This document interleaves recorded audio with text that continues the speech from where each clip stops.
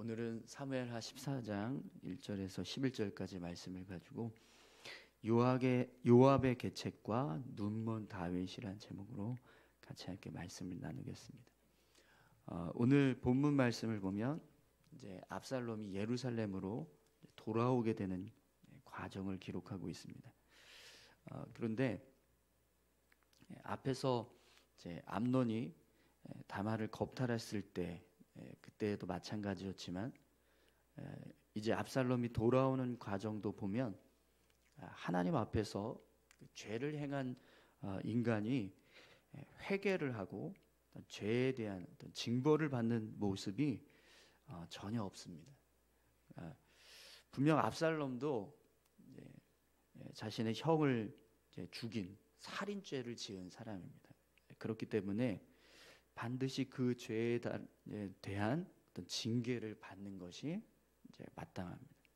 또 이제 성경에서 우리가 다윗을 통해서 그 모습을 보지만 하나님 앞에 어떤 죄를 지었을 때 다윗은 항상 하나님께 자신의 죄를 회개하고 속죄하는 과정을 거쳤다라는 것을 알 수 있습니다.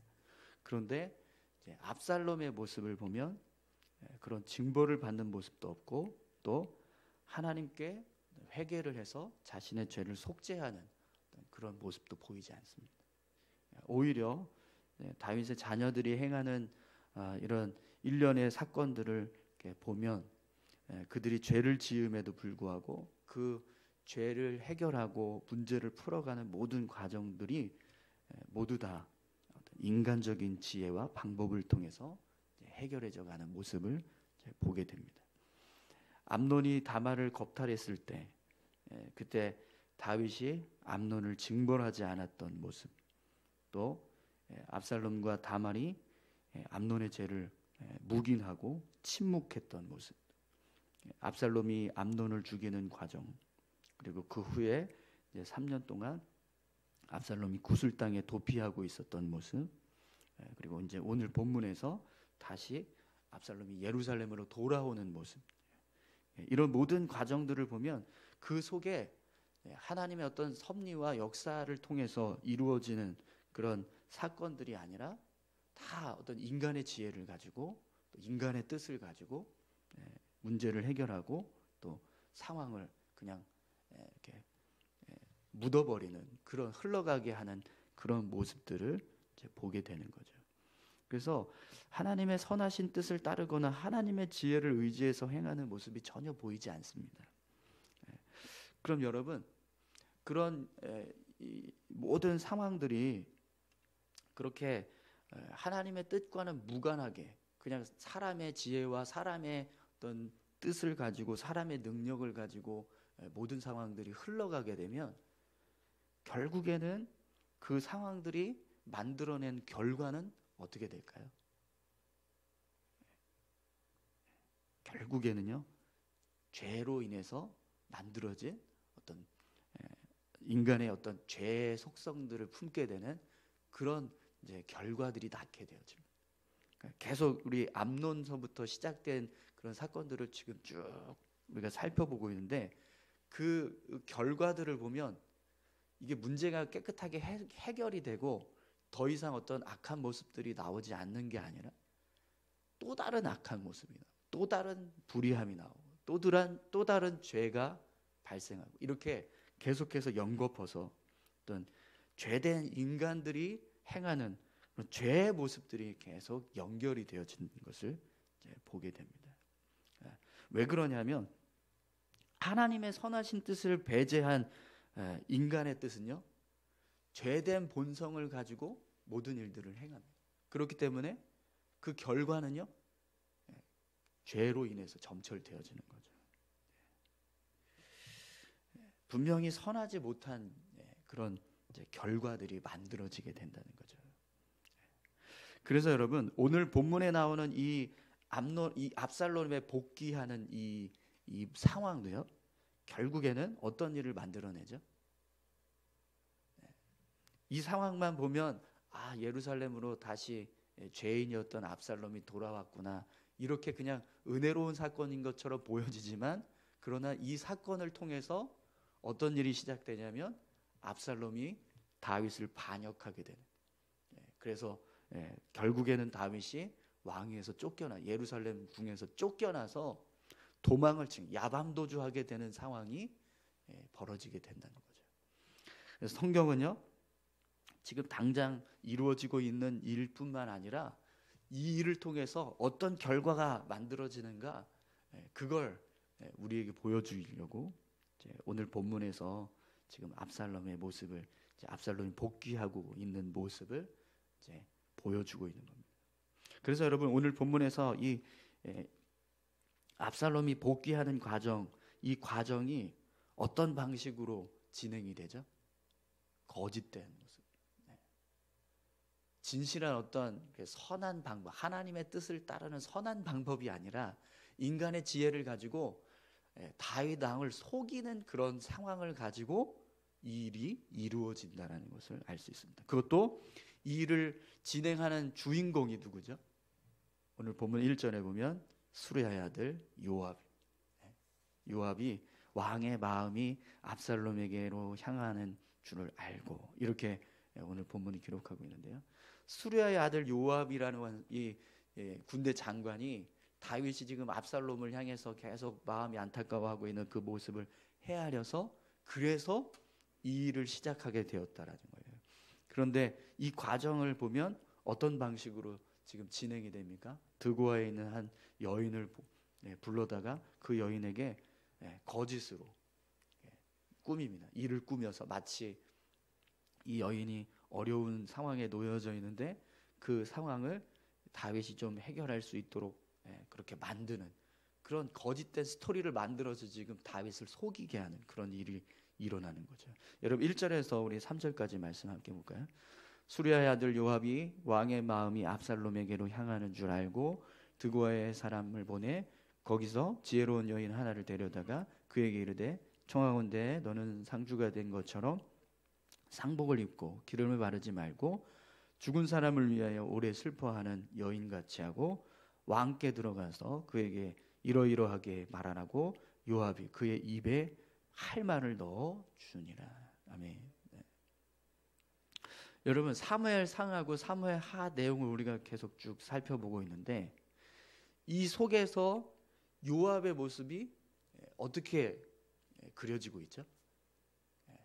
요압은요, 다윗의 명령도 어기고 자기가 하고 싶은 일을 할 수 있는 그런 불의한 자의 모습으로 보여줍니다. 아브넬을 죽였던 그 모습, 이 남유다와 북이스라엘이 통일하게 된 이제 통일 왕국을 세울 때, 그때 결정적인 어떤 역할을 감당해야 될 이 아브넬을 요압이 그냥 자기의 원한으로 복수해서 죽이는 그런 일이 있었죠.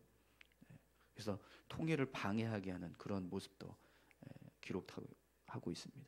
또 다윗이 명령을 내린 일이기는 하지만 요압이 어떤 일을 했죠? 우리아를 전쟁에서 죽게 하는 그런 일도 서슴지 않았습니다. 아무리 악한 일이라도 얼마든지 이 요압은요, 할 수 있는 그런 성품의 사람이었었다는 거예요. 그런데 그런 요압이 다윗의 마음을 알아서 압살롬을 복귀시킬 계획을 세우고 있어요. 그럼 여러분, 결국에는 이 모습이 어떻게 보여질까요? 겉으로는 요압이 지금 다윗의 마음을 헤아려서 어떤 지혜로운 행동을 하는 것처럼 보일 수 있지만, 결국에는요, 이 일로 인해서 다윗은 압살롬에게 쫓겨나는, 예루살렘 궁에서 야밤 도주를 해야 되는 그런 불행을 겪게 된다는 거예요.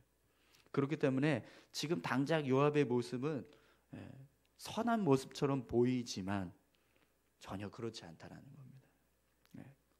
결국에는 어리석은 인간이 자신의 어떤 무지한 생각을 따라서 불행을 자초하게 만드는 어떤 죄의 결과를 지금 이루고 있는 겁니다. 그래서 여러분, 요압이 압살롬을 복귀시키기 위해서 사용하는 방법도 이렇게 하나님의 선하신 뜻이 아니라 드고와 여인을 통해서 거짓과 속임수를 사용해서 어떤 인간의 교활함을 통한 그런 일을 행하고 있는 거죠. 여러분 4절에서 6절까지 말씀을 함께 보겠습니다. 드고와 여인이 왕께 아뢰일 때 얼굴을 땅에 대고 엎드려 이르되 왕이여 도우소서 하니 왕이 그에게 이르되 무슨 일이냐 하니라. 대답하되 나는 진정으로 과부인이다. 남편은 죽고 이 여인에게 아들 둘이 있더니 그들이 들에서 싸우나 그들을 말리는 사람이 아무도 없었으므로 한 아이가 다른 아이를 쳐 죽인지라.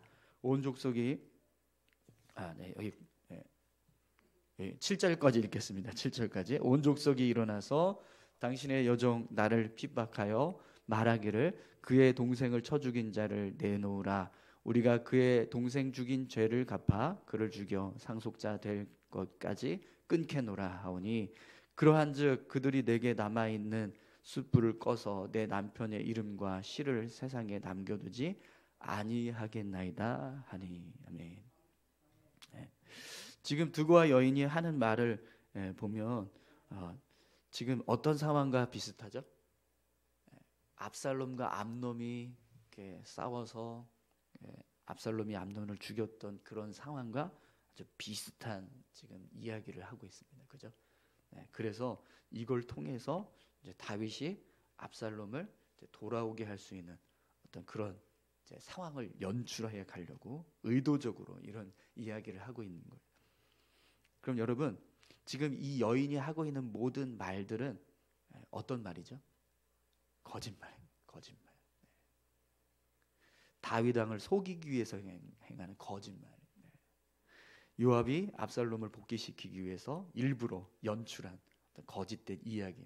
그리고 이 이야기를 드고와 여인에게 다 가르쳐주고 드고와 여인을 통해서 이제 이야기하게끔 만드는 거죠.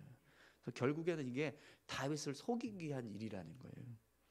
그런데 여러분 어제도 우리가 말씀을 이제 보면서 다윗의 모습 속에서 그런 모습을 볼 수 있었는데 지금 다윗의 모습은요 결국 어떤 모습을 보여주는 거예요? 거짓된 여인에게 속아서 넘어가는 모습을 지금 보여주고 있는 겁니다. 평상시 다윗이었다면 하나님께서 주시는 지혜와 명철을 가지고 이 모든 상황들을 잘 판단하고 분별하는 모습을 보여줘야 됩니다. 그런데 지금 다윗의 모습은 앞에서부터 계속해서 보지만 뭔가 지혜가 없어요. 그냥 간교한 사람이 이야기하는 말에 현혹이 되고 또 오늘 본문에서처럼 거짓으로 이야기하는 여인의 이야기에도 그냥 귀 기울여 듣고 그걸 믿어버리게 되는 그런 상황들이 계속해서 벌어지는 거죠. 그래서 여러분 오늘 본문 말씀을 보면 다윗을 표현할 때 어떻게 표현하는지 아세요? 그냥 왕이라고 표현해요. 다윗 왕, 다윗 이렇게 표현하는 게 아니라 그냥 왕 이렇게 표현해요. 오늘 본문을 보시면 계속해서 왕에게 이렇게 지금 기록이 되고 있어요. 여러분 왜 이 다윗을 표현할 때 그냥 왕이라고 그렇게 기록을 할까요? 사무엘 상과 사무엘 하에서 우리가 다윗의 기록을 보면 항상 다윗 아니면 다윗 왕이었거든요. 그런데 오늘 본문만 왕 이렇게 소개하고 있어요. 왜 그럴까요? 지금 다윗이 평상시 다윗이 아닌 거예요. 평소 다윗은 하나님이 부어주시는 지혜가 가득한 분별력 있는 사람입니다. 그렇기 때문에 그 다윗의 모습이 드러나는 어떤 왕의 모습이 되어야 하는데 전혀 다윗이 없는 그냥 인간 왕, 아주 평범한 하나님의 어떤 지혜가 없고 하나님의 능력이 없는 그냥 왕인 거예요. 평범한 왕. 인간이 그냥 평범한 인간이 이스라엘의 왕으로 세워져 있는 것처럼 그렇게 본문이 다윗을 표현하고 있는 거예요. 그럼 여러분 왜 오늘 본문이 다윗을 이렇게 그저 평범한 인간 왕인 것처럼 그렇게 왕이라고만 표현을 하고 있을까요? 결국 이 모습들은요 다윗이 이렇게 지혜가 사라지고 분별력이 사라지니까 결국에는 계속해서 어떤 연약한 죄의 모습들을 그냥 계속 받아들이고 또 당하게 되고 경험하게 되고 이런 모습들을 지금 보여주고 있는 거예요.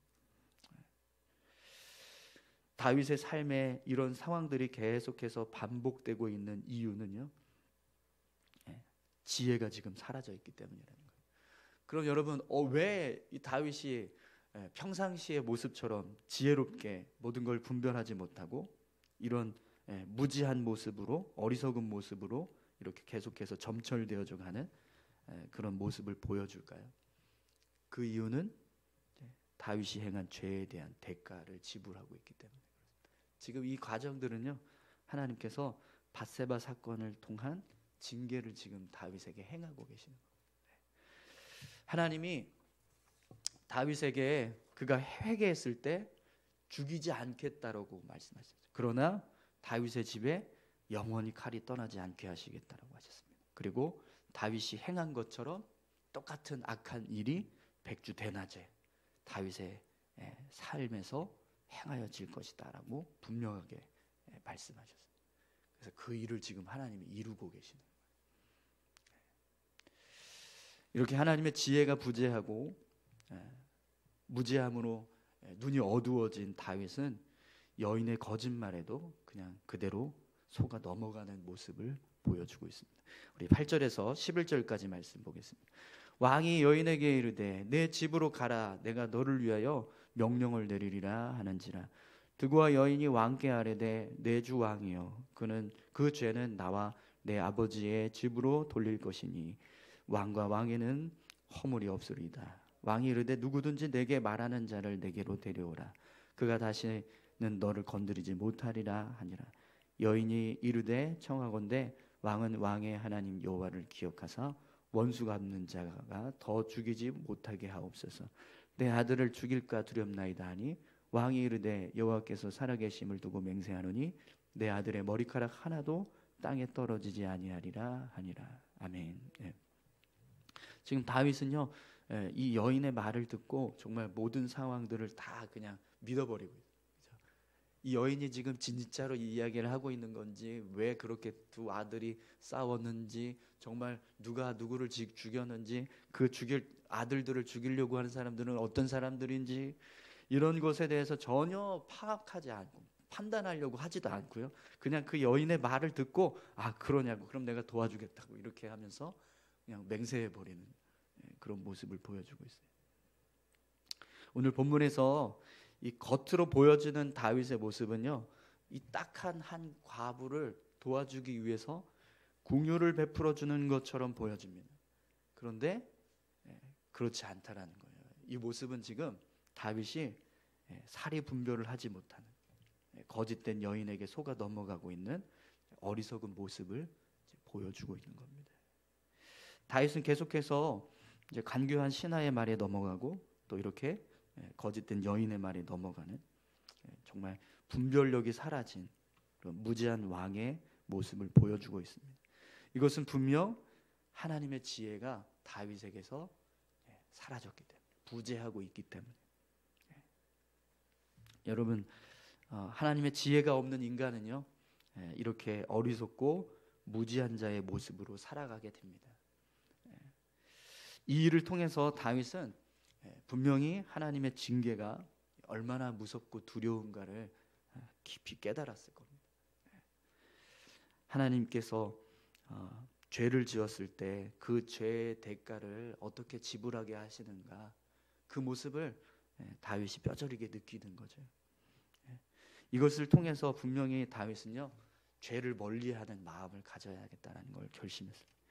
더 정말 하나님 앞에 낮아지고 더 철저하게 죄를 멀리하는 삶을 살아야 한다라는 사실을 깊이 깨달았을 겁니다.